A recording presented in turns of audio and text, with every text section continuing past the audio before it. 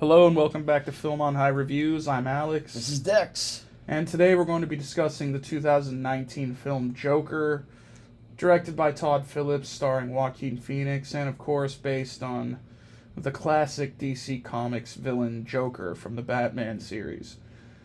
Styling itself as an origin story, we follow a man named Arthur Fleck, who's a down-on-his-luck citizen of Gotham City who suffers from strange outbursts of laughter and possibly other personality disorders, who wants to make it as a clown and a stand-up comedian, but ultimately finds himself at odds with society, which is so unrelentingly cruel that he begins to snap and ultimately develops the persona of the Joker, making him an unlikely cult figure in the city of Gotham. We're a bit late to the party on this one. Obviously, the whole craze with the Joker sort of blew over. This movie was a really big deal when it first came out, and now I think the perceptions have changed somewhat with the whole sequel and everything, and we should say we haven't seen the sequel, so we're reviewing this movie. Just purely on the strength of the movie. We don't have any knowledge about the sequel and what happens later, so we're just going to be talking about this movie and the strengths of it on its own merits. So, what are your opinions on Joker? First off, I love the way that they adapted the story of the origin of the Joker, in which we get to see it in a more, I want to say, not brutal way, but a more realistic and a more down-to-earth type of way of seeing exactly how could a supposed supervillain basically become popular in the city of Gotham, where some people would follow him, and there's the slow descent into madness with shocking truth after shocking truth, and more so the alienation someone can feel from a world that doesn't exactly understand you, and exactly how bad would you snap to the point that is it all just a delusion, or are you finally seeing your own truth? And so, yeah, because we've never seen that before in a movie, right? But it's using the whole DC landscape of it all, especially with Joker. It's like you don't get to see a lot of okay, this is a story about the bad guy in this one, and we're gonna give an origin story and maybe attempt to gain sympathy for why this guy is the way he is. Well, yeah, Joker is a flawed but intriguing film. There's a lot going on here, and for one thing, it's not just this kind of pure sort of thing, you know what I mean? There's a lot going on here. The whole cult appeal of the Joker as a character, he's always been an appealing character. Batman, there's a whole rogues gallery of villains, but the Joker has always really stood out just as the sort of counterpoint to Batman, the nemesis, but also just as a character on his own with the whole chaotic, anarchic sort of energy. And in almost every film treatment of Batman, the Joker has been a big deal, going back to Tim Burton with Jack Nicholson, and obviously Heath Ledger in the Christopher Nolan films. Really iconic character, and a character that has always really held the interest of a lot of people. So you look at this movie, and it came along during the whole, I'm not sure I would say the peak of the superhero stuff, but when it was really, it was building to its own sort of apex. The MCU was also still ongoing and all these things.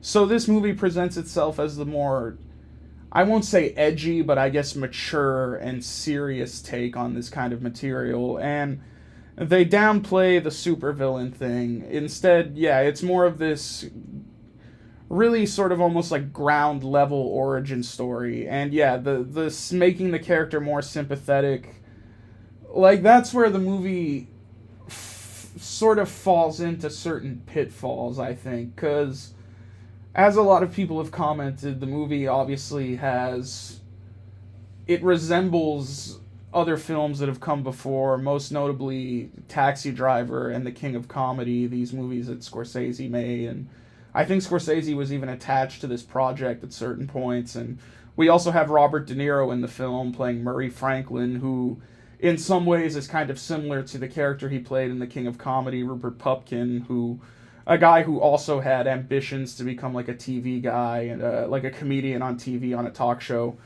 So we're sort of playing with like, the sort of pop cultural DNA here. We're fusing some things together. We're taking this larger than life clown prince of crime comic book thing and fusing it with this more sort of dirty urban Scorsese-esque aesthetic, but also these movies that have been about characters who are social outcasts and who are sort of abnormal in their own way, I guess you could say. But this movie, like, another issue, it does work, but it has, like, I think it relies too much on some of those earlier movies. Like, it relies on too many of those ideas, and, like, it feels a bit too, like, there's almost like a cynical marketing ploy where you could go like, oh, it's a superhero movie, but like a more mature one, like a Scorsese type of superhero movie. And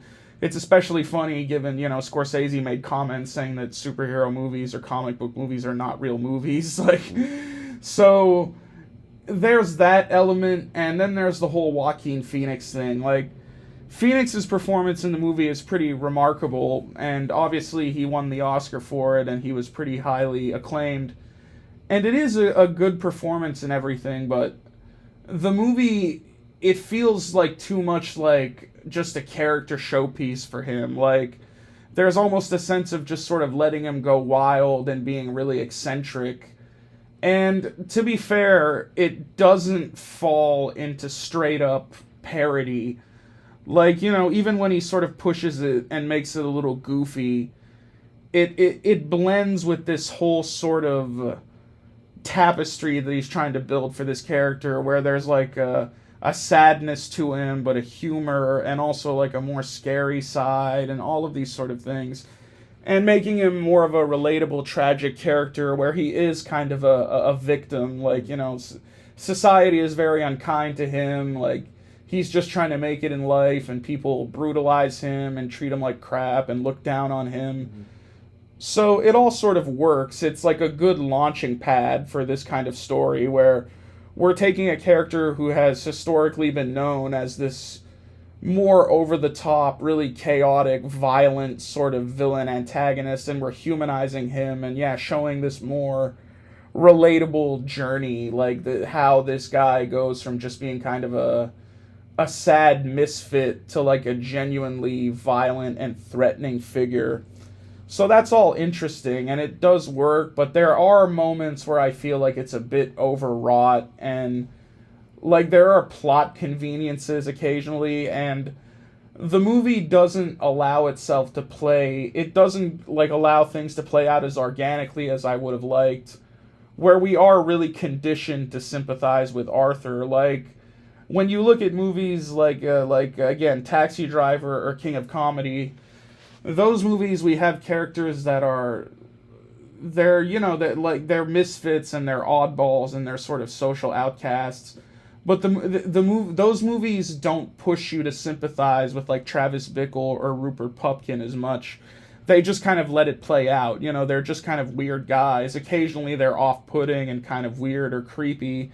But in this movie, in Joker, with Joaquin Phoenix's performance, he occasionally plays Arthur Fleck like too much of a puppy dog, like just this sad, wounded guy. Like, the movie's really conditioning you to feel sorry for the guy, but that also lends itself to its own strengths, where, they're doing maybe something a bit more like obvious that we see in a lot of movies, where we start off with this guy as the more timid victim, and then we build up towards the end where he does start becoming more violent, and it feels jarring in a way, like the contrast from where he started out to where he ends up. So it does have its own effectiveness, but I feel like occasionally they did sort of like lean on it a bit too much, and there are like corny moments here and there, but on the whole it holds up pretty well. What I really like about this film is that it's, for me, a very visual spectacle in terms of how they decided to use the shots, the colors, and also the location of New York, making sure that the city lived and breathed.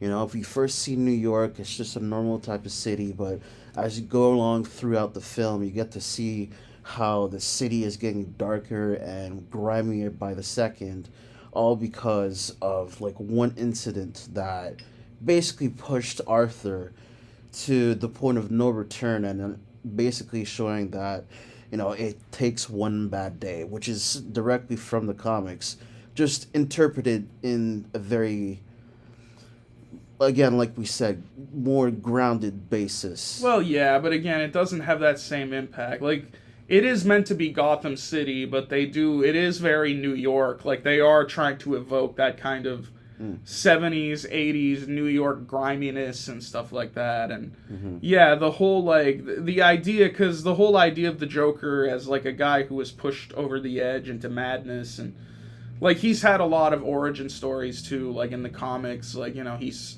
fallen into vats of chemicals and all these different things. But yeah, here we're going for the idea of a man just kind of pushed to the edge and going through this transformation. And, you know, making maybe a grander statement about the treatment of the mentally ill and how there's just not, like, places for certain kinds of people. And there are, like, some contrivances in the plot. Like, the movie almost has, like, a bit of a... Like, it pivots from one point to another. Like, he's mixing in these different things. Like, on one hand, he does want the movie to be this portrait of this guy, this kind of tragic dude who's struggling in life. But then they remember that it's still a Joker movie, and they need to bring in, like, those Batman things. Like, the inclusion of Thomas Wayne, and even Bruce Wayne, who we see as a character in the film as a young boy. Like, on one hand, there's a cleverness to it, because they do sort of need to address that. And again, maybe trying to make a wider statement about, you know, wealth and privilege and the distinction and the lines between the social classes, with especially Thomas Wayne, and teasing the possibility of a familial connection between the Joker and Batman, in this case Arthur Fleck and Bruce Wayne, where Arthur comes to believe that his mother may have had a tryst with Thomas Wayne, so he may be the son of Thomas Wayne. And that's sort of like... The movie starts off with, like, him, again, he's struggling in life, he's going through all these different things, but then he starts to almost build up these delusions, you know, like, he falls into this whole fixation with the Thomas Wayne thing, possibly being his father. He has this obsession with the TV show, the Murray Franklin show, where he dreams of going on that show and being accepted, because, you know, like, there is a human quality to it, where, you know, he's not just a weird freak guy who's struggling in society. He is yearning for, like, acceptance and love and all of those kind of things, so they give it a certain poignancy. But when they have to sort of go for, like, the more conventional plot beats and how they tie these things together, it occasionally gets a bit more messy and clumsy. But I appreciate that they at least tried to do it in a somewhat clever way. And you get a sense that maybe they were trying to set some things up. Like, I don't know. I pretty much dig that they had the balls to essentially address not a very easy topic to talk about, and not alone to put it inside a superhero film. And it was a genius move to actually do it. Like, okay, yeah, we're going to make it rated R, because if you're going to go like this, they didn't go all in, but they went in enough that they got their message across, and they were able to deliver something that, you know, again, it was competing with freaking Avengers Endgame, which, you know, supposedly broke the internet. So for a movie to come out like that and just kind of show you the complete inverse of what people are used to in superhero films, and for people to accept it is, you know, it's kind of a badass feat. So for me, I dig it in a sense that it was ballsy enough to go there, but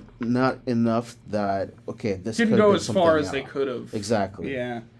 But again, that's, I guess, trying to balance things out. And for a superhero movie, like, within that sort of context, I guess, of Marvel and DC, it is audacious. Like, they are trying to do something different, and they're not just trying to make like a standard issue edgy kind of like movie. Like, there is an attempt to sort of humanize it, include some social commentary. There's a performance that's very vivid and very strong, and reinterpreting certain aspects of a character who has been featured in many different ways. Like, we've had so many different takes on the Joker. Like I said, there's the Nicholson, the Heath Ledger, going back further, Cesar Romero in the Adam West days, and of course, the Jared Leto one that we all love to just kind of forget ever happened. So there's been so many different takes on this character. And, like, yeah, the idea of we're going to take the villain and show him to have maybe a more sympathetic origin story, that is not necessarily a new trick. It can almost become like this manipulative sort of thing, unless you really commit to it. And they did commit to it. I like how it doesn't go, like, too far. Like, there's no huge high-budget battle sequences. The acts of violence that happen in the film they work as a way of, like, furthering the plot and communicating the sort of aspects of the character. And I like the way they sort of built it up. Like, midway through the film, when he first sort of lashes out and acts violently towards these guys who are harassing him on the train, like, yeah, it's well shot, and it's sort of, it ends up leading to, like, this wider social thing. Like, we see the impact of that in the city and how people are reacting to it, and how that even sort of ties into the Thomas Wayne thing and plays into this larger thing that's happening in the city. So there is, like, an intelligence with how the script is written as to how they do these things, and they don't have to have, like, huge battle sequences or things like that, although towards the end they do have, like, the riots going on and stuff. But again, they sort of earn that in the script, where it's done in stages, like, this leads to this, leads to this, and it's well written enough. Sometimes it does fall into cliches, and like I said, it maybe does lean a little too hard on movies that came before, in terms of the aesthetics and in terms of what it's trying to get across. But it's still a pretty strong film overall. Yeah.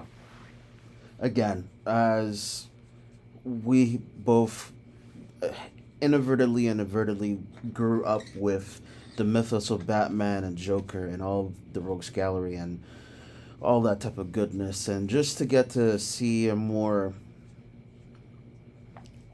human take and realistic take onto it, even with comparison to what we had before with Dark Knight and all that, it's still nice. It's refreshing.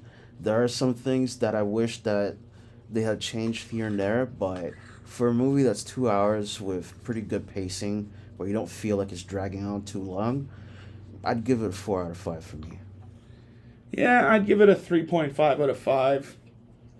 It is a pretty strong film, pretty well made. It does manage to have its own sort of identity and its own sort of thing, even though it is obviously borrowing from a lot of films that came before, like I said. And there are moments where it does sort of tip the scale towards indulgence. Like, there are maybe moments where it goes a bit too far and it leans a bit too much into the eccentricity and stuff like that, but it's still an affecting portrait. It's a great performance by Joaquin Phoenix. And it is just like a refreshing take on this kind of material, especially a character like the Joker, who, like I said, he's been done so many ways, and we're mostly accustomed to seeing that more sort of chaotic, frightening energy from him. And here we see the sort of chaos arising more from society reacting to him kind of things, and also society pushing him into this corner where he just has to lash out with violence. So it's a good example of a film where, yeah, it's a comic book movie, and they do manage to give a sort of social message without it being too on the nose or too sort of didactic. So I would say, on the whole, it's a pretty good film. It succeeds. Like, maybe it could have been a bit better, a bit more original, but I still think it succeeded at what it set out to do, and it's a good movie. Yeah, definitely check it out. Let us know down in the comments below Have you seen it? What'd you think about it? Till then, it's been Film on High. Peace. Later.